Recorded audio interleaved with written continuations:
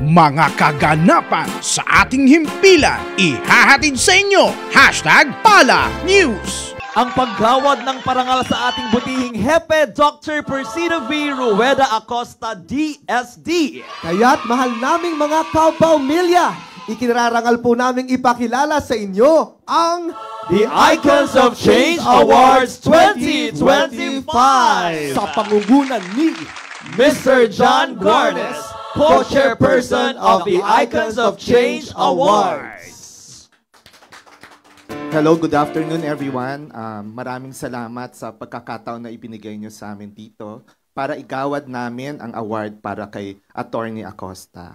At kasama ko ang isa sa mga direktor ng aming Icons of Change, si Miss Annie Mercado, ang Director of Entertainment ng Icons of Change. At si Mary Jane Sakil, ng Director of Partnership for Strategic Planning. And of course, ang presidente, si Jerry ng WCOTA. So, maraming salamat po sa pagkakataon. Then, I would like to read this award to you. Icons of Change, recognizing vision, empowering transformation.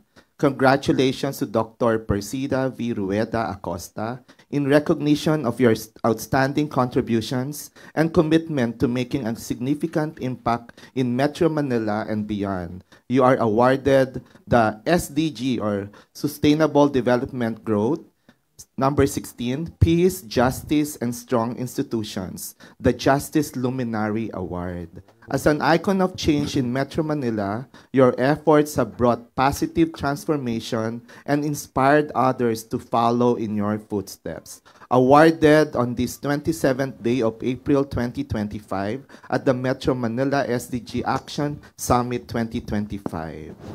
Signed, Justin Ho Goshun, Chairperson of Icons of Change.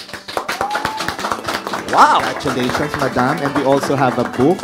We would like to give it over to you too.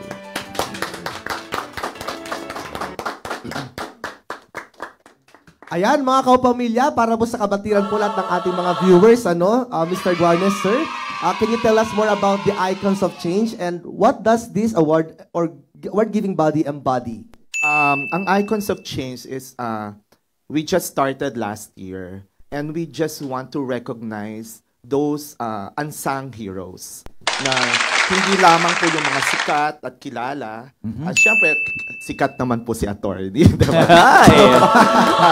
Syempre, because of her achievements, sa lahat ng nagawa niya sa ating community, at yung mga hindi naman nakikita, ay binibigyan din namin, nire-recognize din namin because of what they have done. So, Icons of Change, that means that you have changed the lives of the people because of what you're doing in the community. Wow. And of course, ang ating entertainment because of what she's also doing in the community, helping those people who have talents and skills sa entertainment. Alright.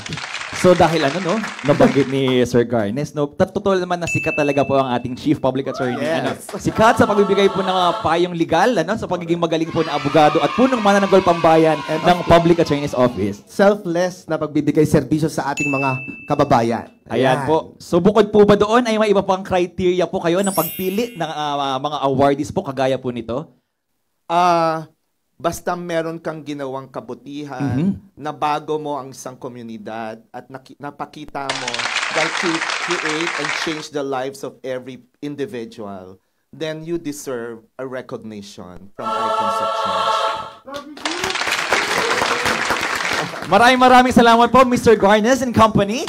And now let us listen to our dear Pao Chief Persida Acosta for her acceptance of the said award. Ay, mga kababayan, sa ngalan po ng buong pwersa ng Public Attorney's Office at ng lahat ng lawyers and staff, nagpapasalamat po tayo sa Icons of Change Awards na ito.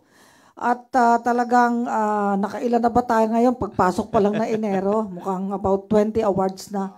Pero last year po, nakailan tayo? 83? 83 po lahat. Talagang umuulan po ng awards. Siguro Nakita ng mga kababayan natin na pagod na si Presida Acosta, pero hindi po ako napapagod. Ay talagang gano'n lang din po. Hindi po tayo mapapagod sa pagtulong sa kapwa, sa nangangailangan, maging sino man sila. Nais ko sanang itanong sa inyo, meron po ba mga universities and schools na talagang sumasama rin sa inyong mission? Actually, Southville International is our partner. Wow. So, sila yung tumutulong para ma-stage namin yung recognition, yung award. Kasi we are a free, it's really, our advocacy is really to recognize individual and communities as well, and the businessman and private and government sector. So yun ang gusto naming bigyan ng pagkakataon para mabigyan namin ng award. Pakipaabot po ang aming pasasalamat sa Southville International.